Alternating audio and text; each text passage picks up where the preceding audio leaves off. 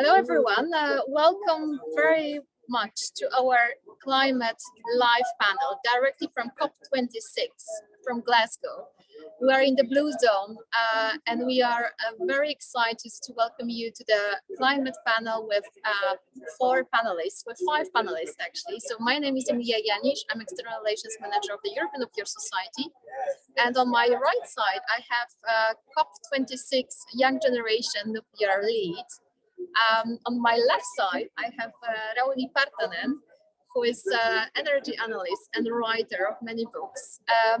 And I'm pleased also to welcome Yasmine Arsalane from International Energy Agency, who is the key contributor of the World Energy Outlook report. And on top of this, we have Eduardo from Calvo from IPCC Bureau. So these two panelists will kick off our presentation, our panel with insights of the report. So I would like to invite now Eduardo to present and to talk about the climate emergency. But first we have a presentation and some insights, what's going on in the COP26.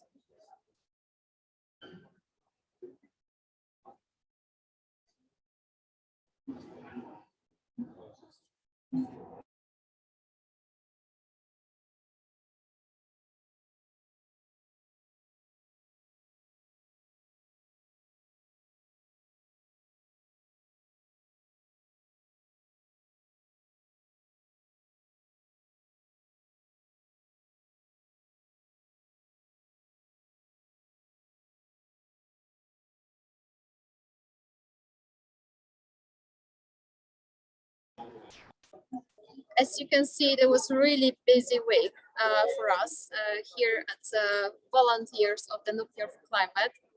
We met with many people, and Arun will be speaking a bit more about all the actions. But we can maybe start with Eduardo's presentation. So he will be talking about climate emergency. What is the current situation? How should we be concerned? Are we really able to reach the 1.5 climate goal? And where we stand now. Thank you very much, Eduardo Calvo, for giving us this insight. Thank you, Emilia. First of all, I want to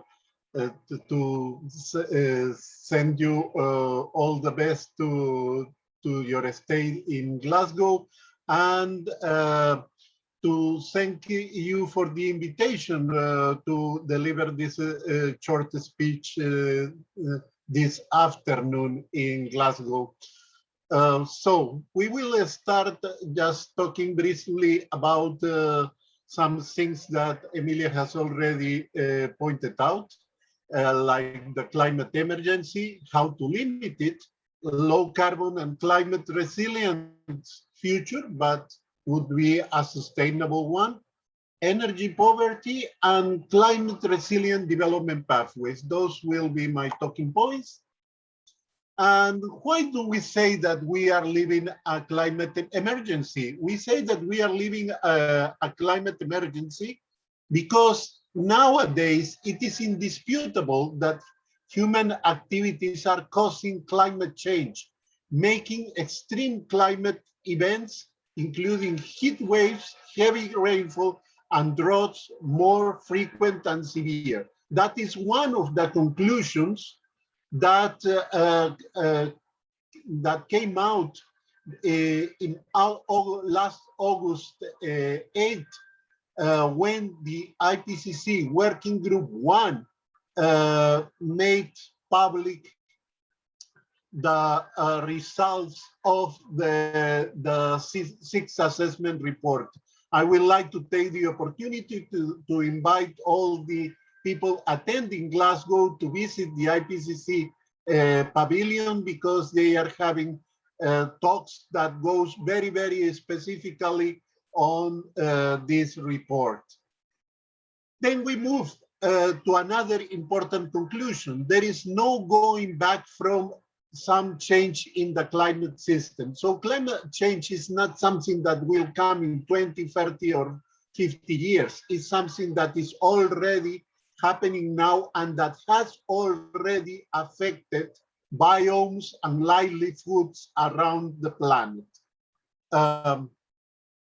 However, some changes could be slowed and others could be stopped by global warming. And that's it. The bigger risk still can be slowed, and others are able also to be stopped if we take the adequate measures. So, and if you want to see how climate is going to impact your own region, your own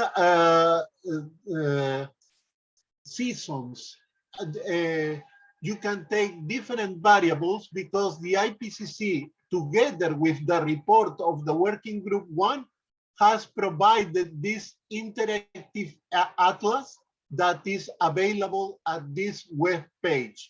So if you don't believe that there is a climate emergency, you can see what is expected for the future, what is happening now, and you will be totally convinced that we are in a situation that there is no time to lose now.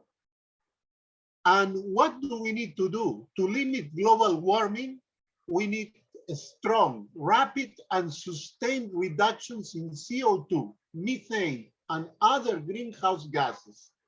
This would You're not mentioning methane.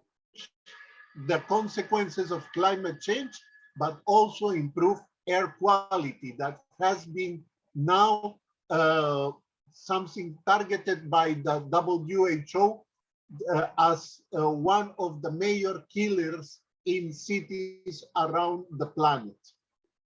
So this is what I wanted to talk about the last report, our assessment from the Working Group 1 on the science of climate change. But I also want to remind you on a special report from a couple years ago. That's the special report on global warming of 1.5. And that special report is, this is the full title of the report, where we were talking about the impacts of global warming of 1.5 and the pathways in the context of strengthening the global response to the threat of climate change, but also to sustainable development and efforts to eradicate poverty. And that's the situation. We have our present world with countries and communities at different levels of development. There are adaptation and mitigation choices and trade-offs. There is the possibility that we move into business as usual. Fortunately, it seems that the business as usual is slightly fading.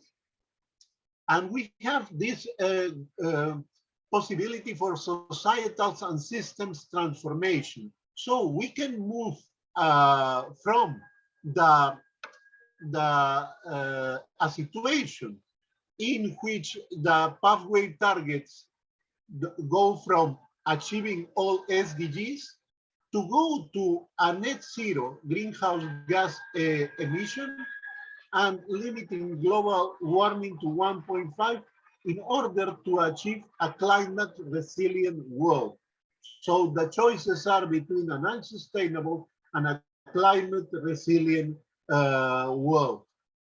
But achieving all SDGs is not only getting net zero greenhouse gas emissions, nor limiting global warming to 1.5 degrees Celsius. We need more than that. We need to move from that picture. And here you see that for different scenarios, for these 20 scenarios that were studied in the 1.5 report, to achieve the 2 degrees goal or the 1.5, it has a big risk. It carries a big burden to increase energy poverty around the planet, making it a harsher life for far more than 3 billion people in our planet. So what the report is telling us about the energy supply options? Well, they are telling that if we want to achieve 1.5 degrees, we need to think about, as our best options, to think about the use of non-biomass renewables like hydro, solar, wind, geothermal, ocean, whatever. Increased use of biomass, but it comes with the caveat that this may compete with food, it may compete with natural ecosystems. There is a space for advanced nuclear technology and for carbon capture and storage with bioenergy and carbon capture and storage with fossil fuels. So far, these two alternatives are just in a preliminary stage of the technology. There is no maturity for the last two. And you see the big chunk that we are assigning to the possibilities of carbon capture and storage. We hope that these technologies will develop pretty fast, but and what happens if they are not developed as fast as we want? We need to have more use of the ones that are up above. And that talks about all forms of renewable as well as advanced nuclear. And that will lead us into climate resilient development pathways. We are for sure trying to avoid a world with high emissions, with business as usual. But we can have also a world with low emissions, but without all SDGs, that means a lot of suffering, pain, and even death for millions around the planet. So what we really need is a societal transformation that will lead us into achieving all of the SDGs, to get lower emissions and to limit global warming in order to get not only a climate resilient world, but a world with equity and well-being for all. Well, in order to close, and this is not coming from the report, but it's my own opinion, mitigation in order to manage the climate emergency needs to avoid becoming a modern version of this famous phrase from Jean-Jacques Rousseau, that is in English, let them eat cake. So don't worry about the poor of the world. Well, the mission for climate change is to get a climate resilient but equitable and sustainable world for all. And we see that all technologies without discrimination deserve to fulfill their possibilities and their role. So nothing else, because my time is very limited. Thank you very much for your kind attention. I'm ready to answer any question that you would have regarding my presentation. Thank you. Thank you very much, Professor Calvo, for this presentation. I think it is really important to understand what does it mean with the SDG goals, that end of poverty, resilience and mitigation. I think this is the end of poverty is one of the important goals that thanks to the reducing of the CO2 emissions, we can really end it or change really and impact the life of many people. Many thanks for this presentation. I would like to invite now you to the report of the World Energy Outlook, which Mrs. Arsalane is one of the key contributors. So thank you very much, Yasmine, for agreeing to speak today with to our audience. Yasmine, the floor is yours, please. Well, thank you very much, and good afternoon, everyone. My name is indeed Yasmine Arsalane. I'm from the International Energy Agency. So first, I'd like to thank you for this opportunity to share with you this analysis that we just published in advance of COP26, the World Energy Outlook. And here for the next 10 minutes or so, I'll focus mainly on our key findings regarding a future pathway for the energy system and climate. So where are we heading? What are the hopes in front of us as we are now entering Glasgow climate negotiations? And of course, what are the challenges, the opportunity that comes along the way? So let me start with the emissions. If we look at where we stand today, we really come from several decades of continuous growth in emission. And looking back at our baseline before the Paris Climate Summit, our expectation for global CO2 emissions was very, very clear. We were expecting a very steady increase in CO2 emission, the world continuing to rely very strongly on fossil fuel. And this would have led to a catastrophic level of warming, a warming of around 3.5 degrees by the end of the century. So clearly unsustainable, as highlighted by Eduardo in this very nice presentation before. The good news is that since the Paris Agreement, there are new policies. We have seen technology costs going down significantly. And now we have a different expectation. With the policy that we have in law today, that we included in our stated policy pathway, we would see a near-term peak in global emission and basically a kind of stabilization after that. Unfortunately, this leads to an average temperature increase of around 2.6 degrees by the end of the century. So again, above the temperature goals of the Paris Agreement. So we should be pleased at this progress we've made, but we need to be kind of really realistic. Without substantially scaling up ambition, we would face an acceptable risk. And actually, this is what countries have been doing in the run-up to Glasgow. We've seen in the last year or so, many countries that have announced net zero targets or submitted new or updated nationally determined contribution and so on and so on. So what we have done for the first time this year is really putting those pledges together and see what are the implications in terms of energy market, in terms of CO2 emission. And what we've seen is the following. For the first time in human history, we would be entering the decade of the turning point for emissions. Emission would peak in the mid-20s and then this steady decline. So this is really unprecedented in our analysis.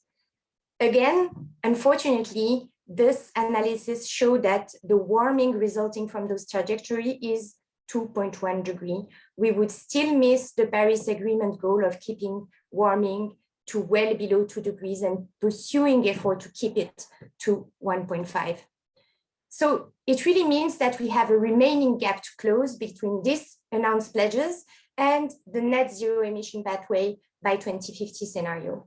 And actually, at the time we made this analysis, we estimated that only 20% of the gap between stated policies, so policies that we have in law, and the net zero pathway is closed by announced pledges. So our first key message from the World Energy Outlook is the following. Maybe it's very simple terms, but we've made a lot of progress, but we still have a lot of work to do. And if you look at the electricity sector in particular, and clearly this is the push of many countries around the world to go to net zero in the electricity sector. So here you can see at where we stand globally today. We've seen over the course of 2020 a global pandemic that had huge effects at the system, energy system at large, and electricity sector was also affected. what we saw is that renewables were the only source of electricity to grow. And this kind of squeezed the share of fossil fuel to just over 60% of generation, which is actually the lowest level for 3 decades, but 60% is still a lot. And we still stand at a point where unabated coal-fired generation is the largest source of electricity in the world today. So we clearly see in that picture that there's a lot that needs to happen in the electricity sector. If we look at what announced pledges would mean, we see that there is already a major transition. Very strong growth in low emission technology, low emission sources of power. You can see here wind and PV generation clearly growing steadily over the next decade. There are policy support in over 130 countries, and we've seen the technology cost going down very quickly, and this is driving this massive growth. Now again, we still see that unabated coal-fired generation is large. It's still the largest source of electricity, even with those pledges in 2030. So we need to do much more than this to get on track to net zero.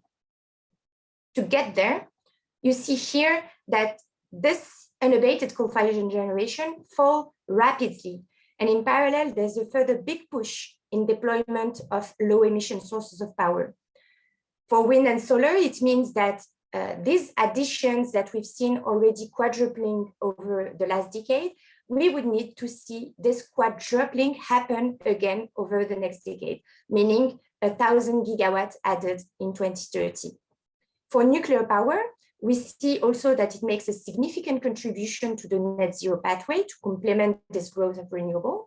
We see the output rising by 40% to 2030, and nuclear output would double to 2050. To achieve this doubling over the next 30 years, this really means that capacity addition for nuclear would need to reach 30 gigawatts per year in the early 30s. So 30 gigawatts per year is actually 5 times the rate of the past decades.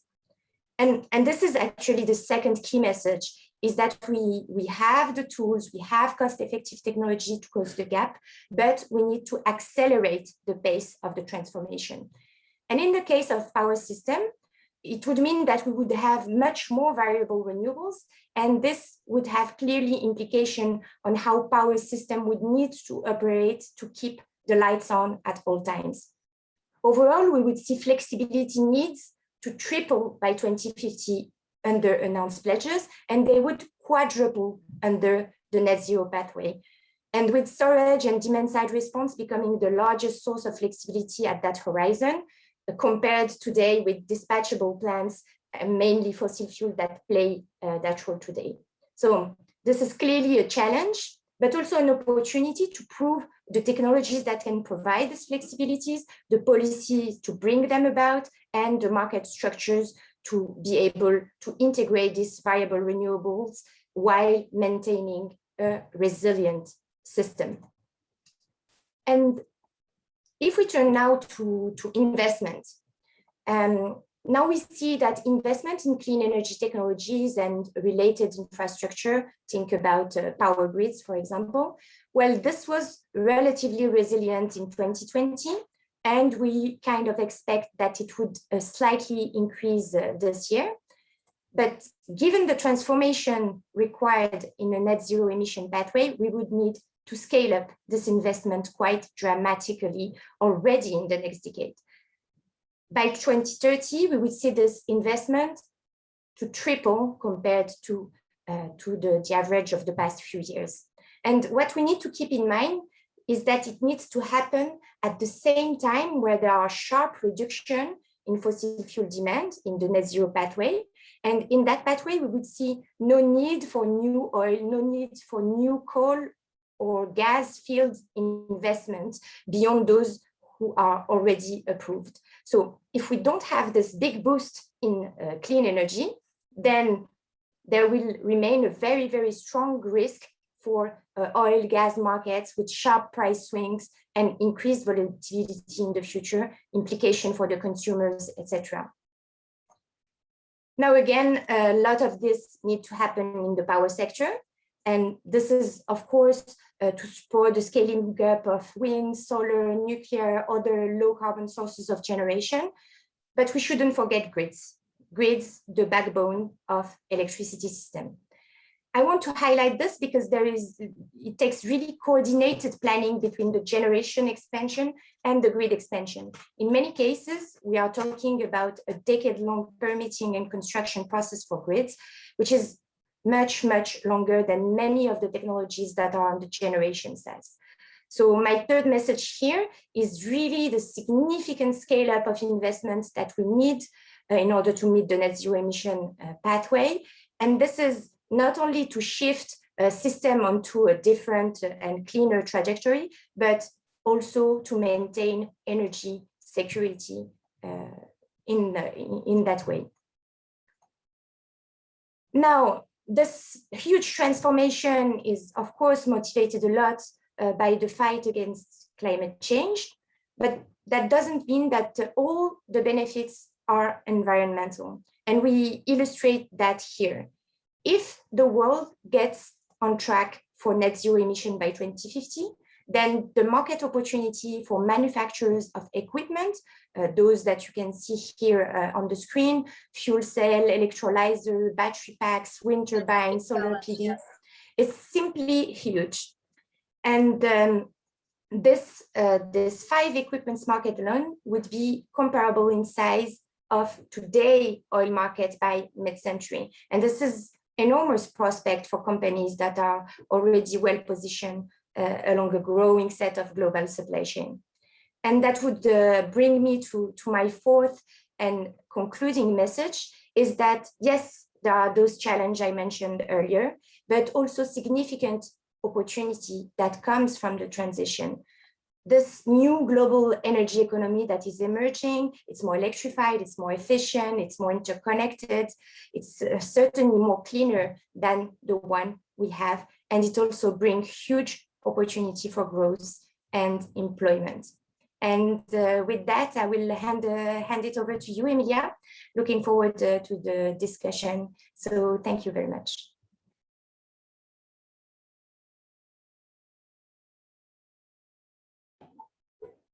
Many thanks, Yasmine. This was really very insightful. A lot of important numbers. We saw also in your presentation that the Glasgow pledges are far from reaching the 2050 goal. I would like to ask now Rauli, Partanen, what the leaders need to do in order to keep us on the 1.5 Celsius goal track. Hello, everybody. It's a good question. I mean, the leaders have already been doing quite a bit, as we saw in the presentation. Well, I would say that first, from pledges, we need to move to action, like start doing the policies, making the policies into place that we can finance and build these kind of escalating amounts of clean energy. But the other thing is that, well, for my day job, I stare at the numbers all day and try to kind of give context and understand the scale closer. Okay. And I think that most of the people and even the policymakers do not understand the scale yet that's needed. And it's kind of, I have good news and bad news. Let's start from the bad news. Yeah, that's this bad news is that we do not fully realize how big of a thing this is. It's just, we're incapable of, at least my brain, I need to try it every day. But the good news is that so far, the role of nuclear power in these roadmaps and scenarios has been pretty much neglected or ignored.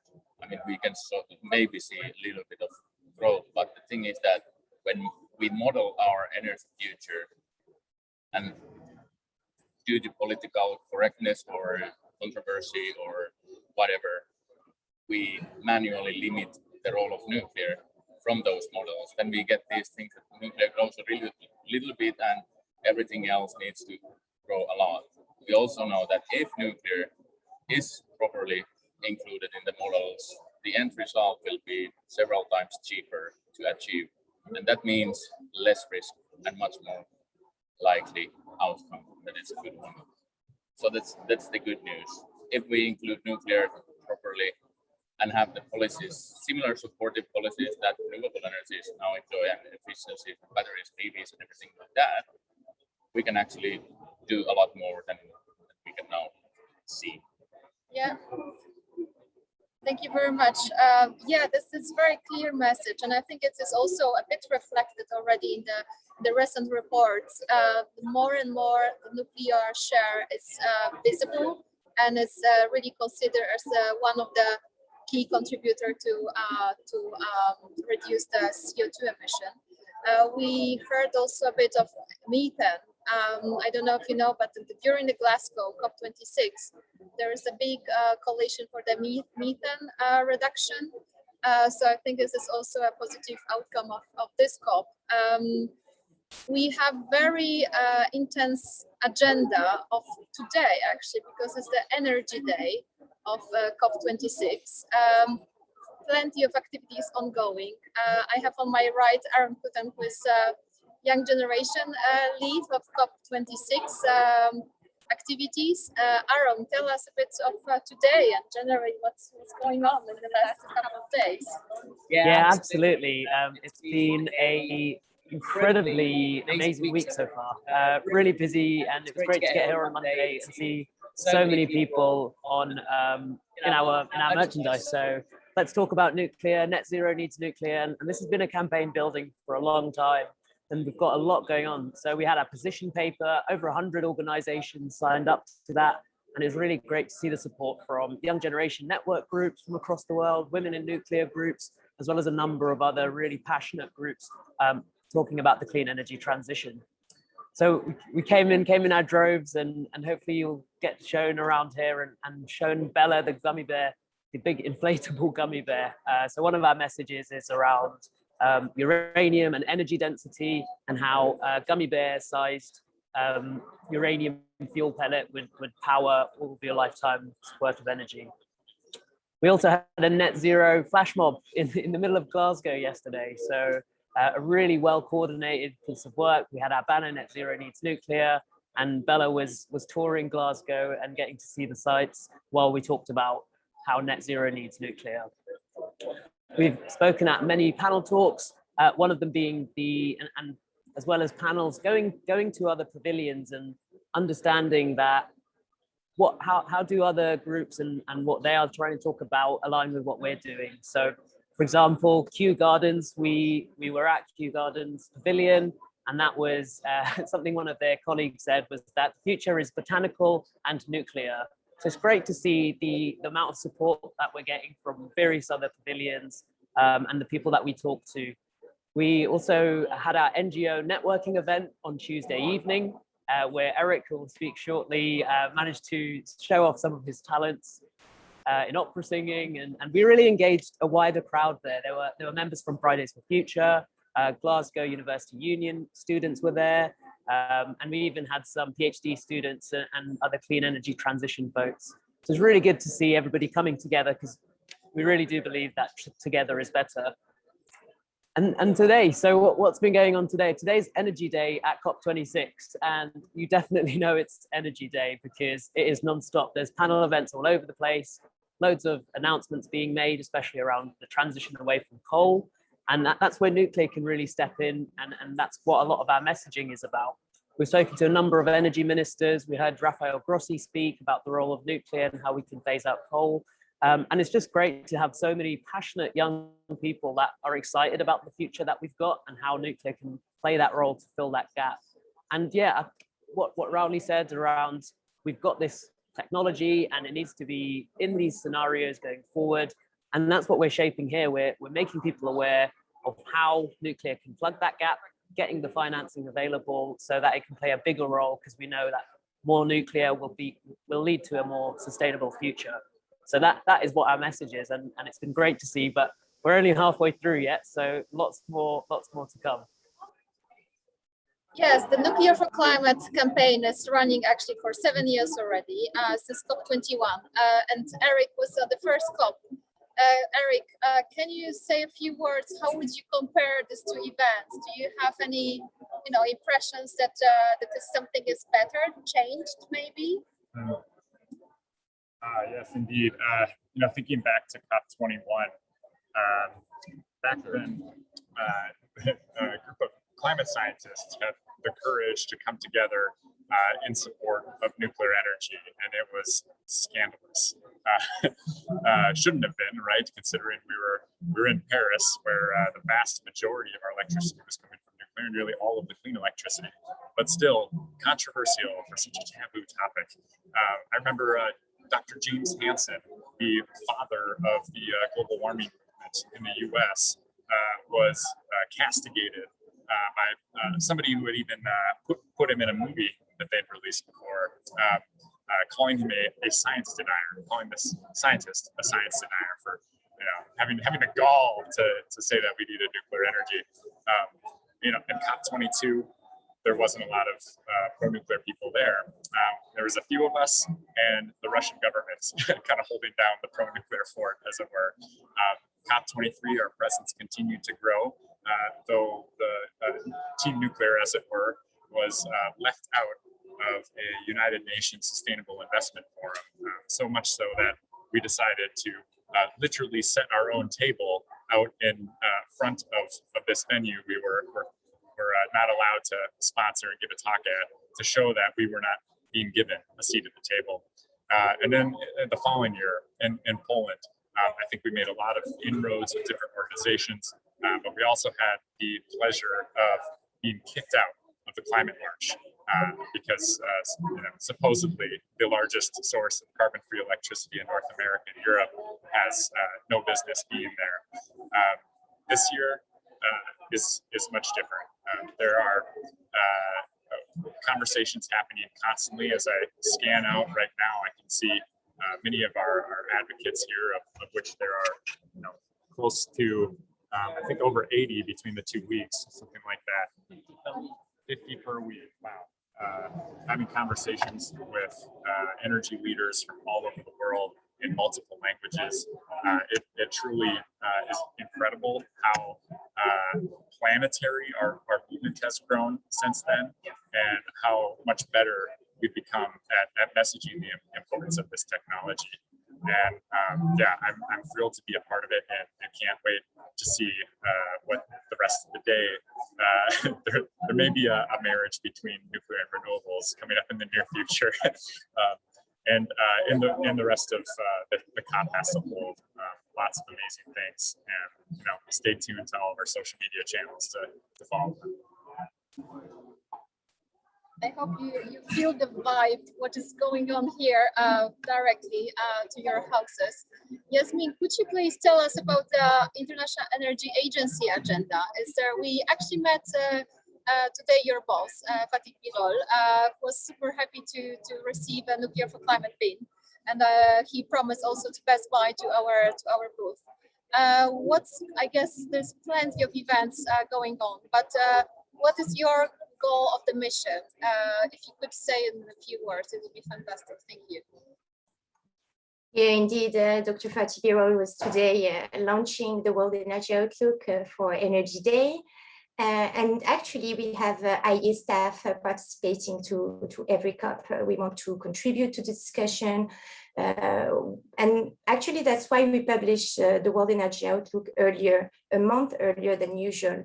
The idea is really for us to provide stakeholders a real world solution to fully decarbonize the energy system and this needs to be based on analysis, on data, on policy advice and everything. So this is really our role here, is to provide a robust analysis to feed the discussion and put emission on a path in line with the temperature rise of 1.5. And our hope here is really to bring a Glasgow outcome closer to Paris goal, to really bridge this ambition gap that I mentioned and I highlighted in my presentation between announced pledges and a net zero pathway. And actually, since we closed our analysis of announced pledge, we heard many additional good news. We've heard the new announcement from China and their intention to end support for a coal project abroad. We heard the last few days several new announcements in terms of net zero pledges, and the target coming from over 100 countries to reduce methane emissions that you mentioned earlier. And this would actually bring us a little bit closer, would allow us to bridge the gap to Paris goal. We now have provided a new assessment, and this is very good news. This new pledges would lead us to a temperature goal of 1.8 degrees compared to our initial assessment I mentioned during my presentation of 2.1. So this is great progress. We hope to have more of this coming to keep the door to 1.5 open, and that our analysis provides a kind of guidebook for Glasgow and beyond to describe the key decision point to move the energy sector into safer ground, to help actions that government and other can seize opportunities and also avoid pitfalls along the way. I mentioned the challenges earlier in my presentation. So this is our goal for IEA, bridging this gap, bridging the implementation gap and the ambition gap. Thank you very much, Yasmine. I have difficulties to understand what you're saying, and I hope that this really doesn't impact the streaming and so. But thank you very much for your statements about the agenda. I think it's really, we feel it also here, that this is really, the conversations is changing, that we really can get engaged more. And I would like to also ask Arun, Eric, and maybe Rauli, if you could say something about the young generation engagement generally. If you think that young professionals are really, is this the power of change? Is it something that they are really the ones who think more analytically, who are having maybe a bit more scientific-led thinking, who are more pragmatic, or you wouldn't support this? Yeah, I'll take the first bit of that. So it's actually such a wide variety of people that are at COP, and amongst the young people here, obviously a large contingent from us is young people, but there's so many youth activists, young professionals, young people working in the energy space and outside of it who really care about the climate. And it's been quite insightful to see the interactions we've had. So what I found is young activists generally don't know too much about nuclear power, and speaking to them is really nice because you see this passion, but they don't necessarily have the facts to hand. And they're generally quite open-minded. And after a bit of discussion, after they see who we are, they're very much so on board with nuclear power and its role to net zero. Young professionals are slightly different. They tend to be fairly well aware of nuclear and its role, but they don't see how it impacts them directly. So maybe there's more of a role for the industry to work closer with them and show them how it can work. But yeah, generally very positive, and very few people who outright just kind of block that and don't want to take information in. So it's really promising to see that there's so much open-mindedness at COP, and people are willing to listen and learn. And equally, we've listened and learned quite a lot as well, to see so many young leaders from across the world here who are so passionate and talented, working towards this. So I think there's a part of us which really wants to find the fun and the challenge from what we're doing. It doesn't have to be doom and gloom. It can be a really fun kind of challenge that we can work on collaboratively to find a solution that benefits everybody.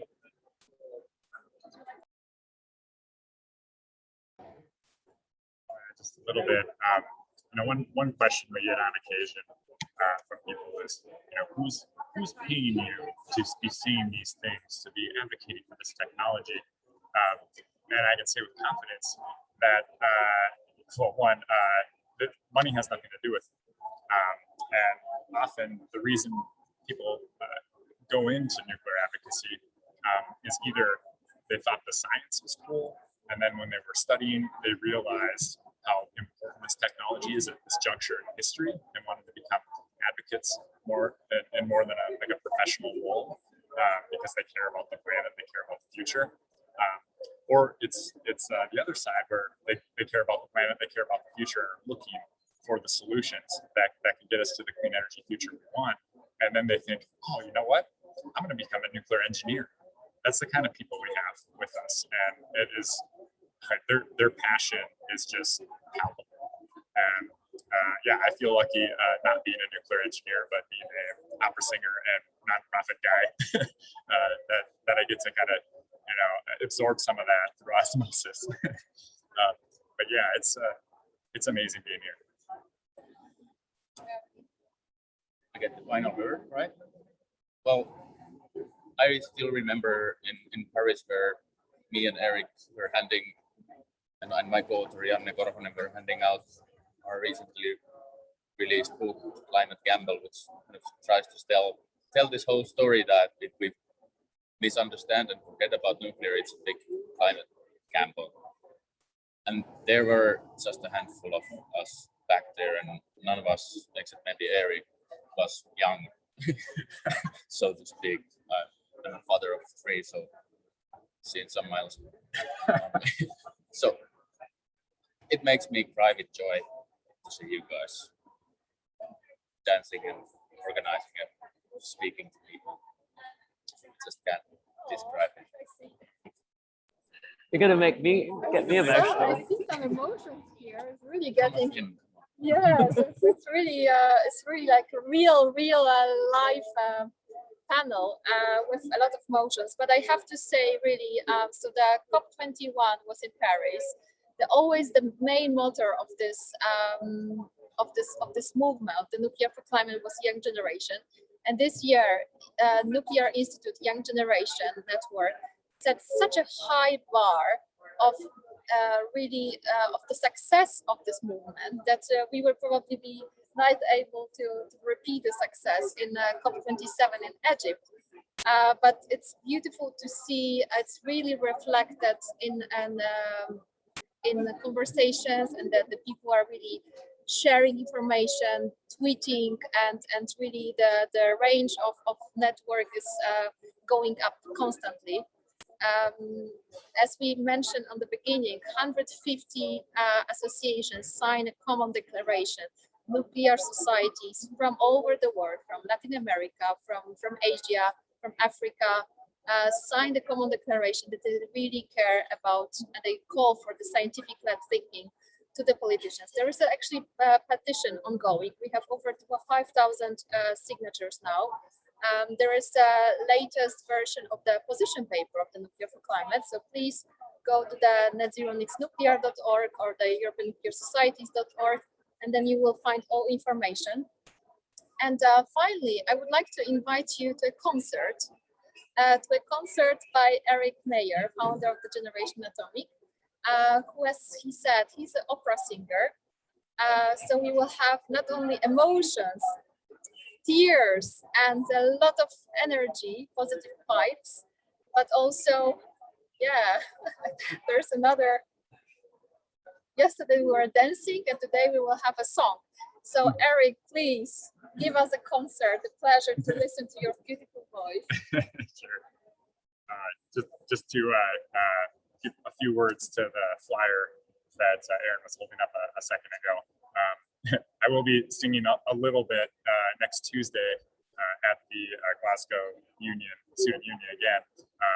But just as a second fiddle to Baba Brinkman, who is an internationally known, award-winning, peer-reviewed science rapper with his rap guide to climate chaos. And that's going to be amazing. I'm super excited for that. But yeah, I'll sing a few bars to take us out. I put that that degree to good work, I suppose. So yeah, all right, here we go. Clean power forever within our grasp. Wind, nuclear, solar, up to the task. Hydro, geothermal too. Clean power forever, no CO2.